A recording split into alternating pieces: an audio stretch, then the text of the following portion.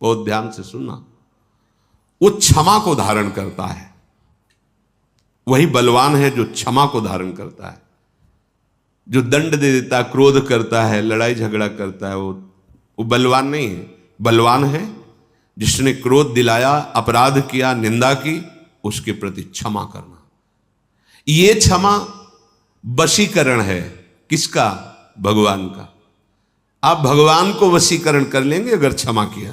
देखो कैलाशपति बोल पड़े, उमा संत कहे यही बड़ाई, मंद करत जो करे भल। रावण ने लात मारी, विभीषण हाथ जोड़कर कह रहे, तुम पितु सरिस भले ही मुझे मारा, राम भजे हितना। ये देखो संत है, ये साधुता है। भगवान प्रसन्न हो जाते क्षमावान के ऊपर। मानो वो क्षमा वशीकरण से भगवान को अधीन कर लेता है। ये क्षमा आपके लिए तो बहुत मंगलमय होगी, लेकिन जो सामने वाला उपद्रव कर रहा है उसके लिए उमा क्षमा साप होते भारी। आपको ऐसा सोचना नहीं, तभी क्षमा टिकेगी, पर इसका फल होगा। कोई कह दे कि अगर उसको दंड नहीं देंगे तो मनमानी आचरण करता रहेगा, नहीं, आपका क्षमा उसको दंड दे देगा। उमा क्षमा साप होते भारी, अपने कर्म जाए अपकारी। वो अपकार करने वाला तो अपने कर्म से ही नष्ट हो जाएगा। तुमने जो क्षमा की वो सांप से भी बढ़कर उसको दंड देगी, पर तुम्हारा मंगल हो जाएगा। क्षमा से सब कुछ सिद्ध हो सकता है। क्षमया किम न साध्यते, तुम जो चाहो क्षमा से प्राप्त कर सकते हो।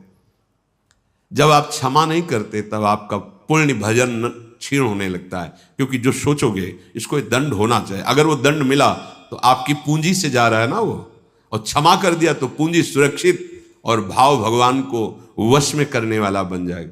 आप किसी को क्षमा करके देखिए, पर आप किसी और को क्षमा नहीं कर सकते, अपने को क्षमा कर सकते हैं। आप देख लो क्या दंड दिया आज तक आपने अपने को, कितने अपराध किए, कितनी गलतियां कर रहे हो, अपने को क्षमा कर रहे हो, और सामने वाले को उसकी छोटी सी गलती पर हाय हाय मचा दोगे। और आप यदि कहते हो कि क्षमा नहीं करना चाहिए, वो बढ़ जाएगा, तो धन्यवाद, आइए लौट के आप अपने ऊपर और दीजिए आप अपने को दंड कि आपने क्या गलतियां की। आप क्या गलती नहीं कर रहे, आप अपने को व्रत, उपवास, नियम, परिक्रमा ऐसे नियमों में बांधिए कि मुझसे गलती हो गई, अब इसको मैं क्षमा नहीं चाहूंगा, मैं अपने आप को दंड दूंगा। क्या दंड दूंगा? अब रोज 3 परिक्रमा वृंदावन की करूंगा, इसके बाद एक बार अन्न पाऊंगा, फिर देखूं कैसे मन बदमाशी करता है। अब माना जाएगा कि आप महात्मा हो। अपने को तो सब कोई क्षमा कर रहा है और दूसरे के जरा से दोष पे हम टूट पड़ते हैं। नहीं, महात्मा वही है जो अपने को क्षमा ना करे, दूसरे पर शासन करने की जो वृत्ति है उसको क्षमा कर दे। अपनी मन इंद्रियों को जो धर्म के विरुद्ध चले तो क्षमा नहीं, इनको दंड देना है गुरुजनों की अनुमति के अनुसार। इतना जप करते थे, अब इतना जप करने के बाद ही भोजन पाएंगे। 6 घंटे सोते थे, अब 3 घंटे सोएंगे, यह है दंड। ठीक है, 2 बार 3 बार पाते, अब 1 बार पाएंगे, अल्पाहार पाएंगे, अब ऐसा साधना में, और ये उसके मन को शासन मिले।